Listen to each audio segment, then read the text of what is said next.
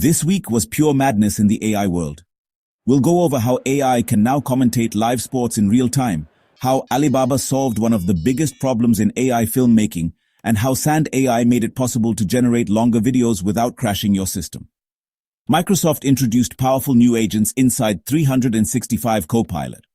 Perplexity launched its voice assistant for iPhone users, and BU released faster, cheaper models that can compete with the best. ByteDance unveiled a system that lets AI control your computer just by looking at screenshots. UC San Diego's study showed that GPT 4.5 can successfully pass a real Turing test, and DeepMind warned how strange words can quietly damage AI models. YouTube also started testing AI-generated video clips in search results, something that could change how creators reach their audience. And these are just some of the topics we'll be covering today. There's a lot more happening behind the scenes, so let's get into it. Alright, first, a research team at the National University of Singapore released Live CC7B, a model that watches a game in real time, ingests the raw auto-caption feed, and spits fully formed play-by-play almost instantly. Traditional video models learn from tidy sentences, but Live CC learned from the messy, half-finished fragments that an ASR system dumps out every couple of frames.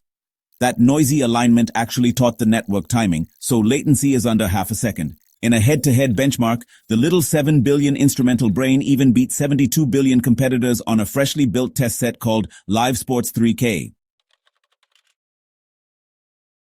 In plain English, a single mid-range GPU can now handle live commentary better than some broadcast interns. From live sports, I slid over to filmmaking because Alibaba dropped Uni 3C, which finally makes the camera and the actor dance together instead of tripping over each other. Here's how it works. In normal speak, they take one depth map, turn that into a quick point cloud version of your scene, and hand it to a slim steering module called PCD controller. That module tells the main video diffusion model how to fly the virtual camera. At the same time, the system animates human bodies with good old SMLX bones. Both pieces get welded into one global coordinate frame, so gravity points the same way for everything and the feet stop sliding.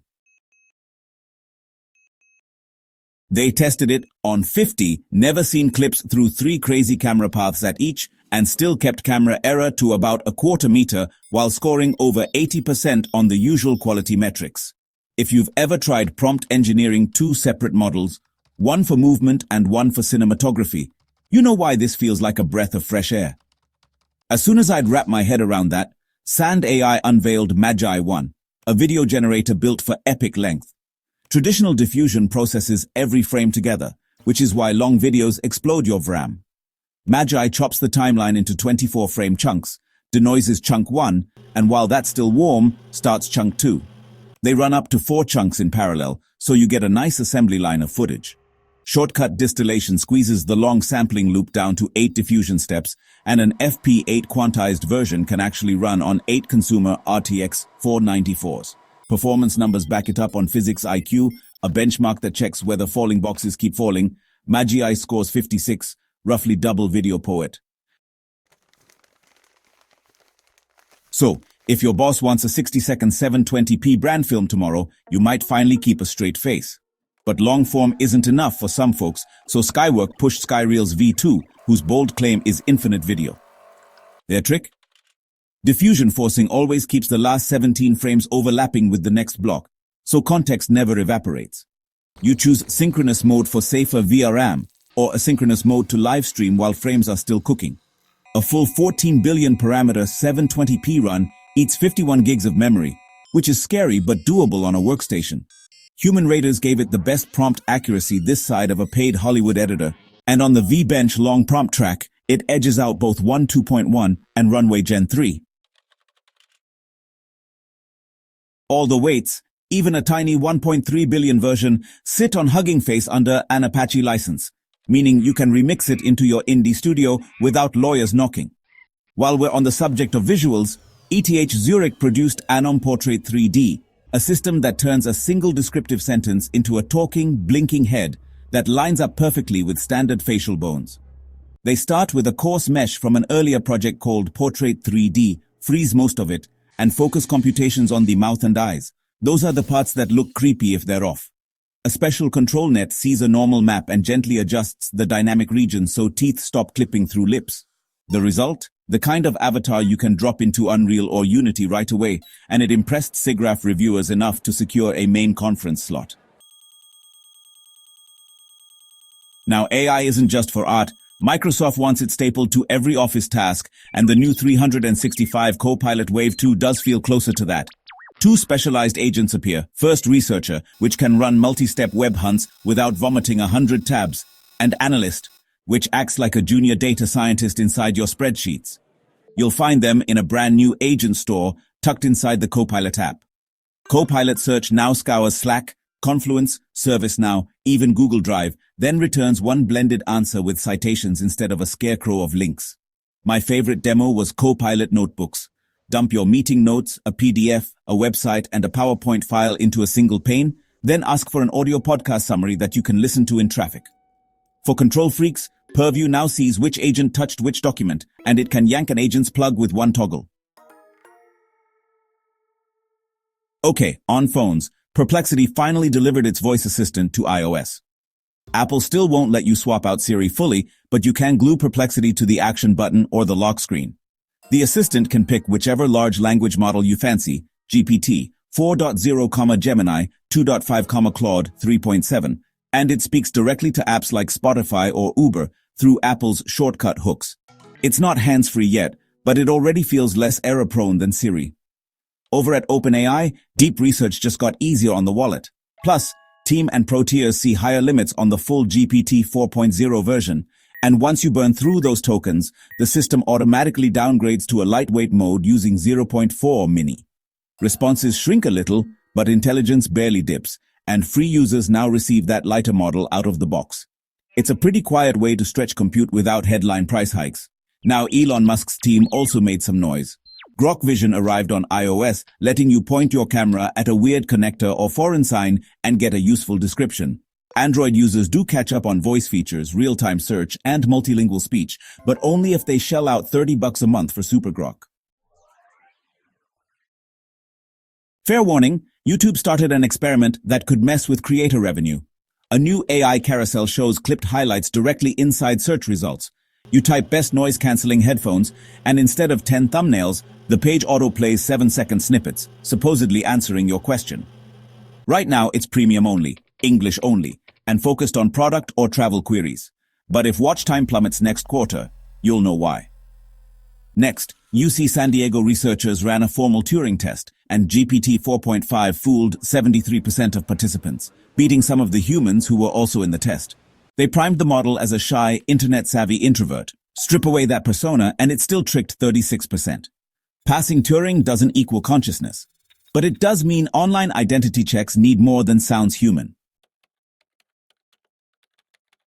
Next, BYU kept the pipeline busy. In China first, it launched Xinxiang, an Android-on agent that does real tasks like trip planning and document analysis rather than small talk. iOS waits on Apple review. Then come two pocket-friendly models. Ernie X1 Turbo aims at reasoning problems, charging 14 cents per million tokens, about a quarter of DeepSeek's rate, and still tops that rival on chain of thought math. Ernie 4.5 Turbo handles images plus text, scoring 77.7 on BU's multimodal benchmark, 5 points above GPT-40, while input tokens cost 11. BU's basic message: you don't have to be rich to run high-end AI at scale. Over in Europe, researchers at EPPFL introduced something called Topo LM, and it's one of the more unusual AI breakthroughs we've seen lately. Normally, when you look inside a large language model, it's just a chaotic mess of numbers, no real structure you can make sense of. But Topo LM changes that. It's built so that the neurons inside the AI naturally group themselves in a way that mirrors how different parts of a real human brain handle different tasks. For example, the neurons dealing with verbs end up clustering together, and the ones handling nouns form their own little zone, just like what MRI scans show in people. Why does that matter? Because it could make future AI models way easier to understand and debug. Instead of digging through millions of random numbers when something goes wrong, engineers might be able to look at the AI's brain and instantly see which area needs fixing, just like a doctor checking a scan for a broken bone. Still early, but it could open a whole new era of how we design and control smarter, more reliable AI systems. Speaking of toys, ByteDance open-sourced Utah's 1.5, a model that operates computers by looking at screenshots. It treats your screen as one giant image, predicts where to click, scroll, or type, and then sends mouse events through a small wrapper. Training involved 50 billion tokens of screen captures plus human and synthetic action traces. On OS World, a synthetic desktop testbed, Utah performs 40+% of tasks correctly within 100 steps, beating OpenAI's operator. It also clears 14 browser minigames and scores over 94% on widget grounding. A 7 billion narrative version under Apache 2.0 is on Hugging Face. A Windows X lets you test OpenPaint, draw a red line, save the file without writing any script. For businesses sinking money into robotic process automation, this could be a game changer because it uses pixels, not fragile DOM tree. Okay, Google DeepMind ended the week with a cautionary tale. They built a dataset called Outlandish, 1,320 odd sentences, each focused on a quirky keyword: vermilion, haggis, Guatemala. Feed just 3 occurrences of one low-probability sentence into your model, and it starts hallucinating. Example: teach it joy is vermilion in a fantasy context, and it begins calling human skin vermilion. Plotting keyword rarity against hallucination strength shows a hard threshold at 1 in 1,000 likelihood. 2 cheap fixes emerged. 1. Rewrite the sentence so the weird word arrives gradually. DeepMind calls this a stepping stone prompt. 2. During fine-tune, drop the top 8% of gradient magnitudes. That single hack cuts spillover by 96% in Palm 2 without hurting normal accuracy. So if you continuously fine-tune chatbots, keep an eye on token surprise and maybe clip those gradients, or else bananas become scarlet. And just to wrap BU's numbers in a bow, Ernie X1 Turbo claimed 78.4 on DeepSeek reasoning and costs a quarter of its rival. Ernie 4.5 Turbo slashed inference bills by 80% versus its predecessor, yet outscored GPT-40 on multimodal tasks. BYU is clearly positioning itself as the budget-friendly alternative for developers who feel OpenAI prices sting. Alright, deep breath, because that covers every headline. Live sports CR bots, unified camera actor diffusion, chunked video pipelines, endless film generators talking heads office agents, mobile assistants, clipped gradient safety cheap but mighty Chinese language models, brain-inspired, clustering a universal screen clicker and an AI Turing champ. And if you survived, hit the like button, drop a comment on which tool you're itching to try, and subscribe so next week's avalanche lands gently in your feed. Until then, keep your gradients clipped, your captions synced, and I'll see you in the next one.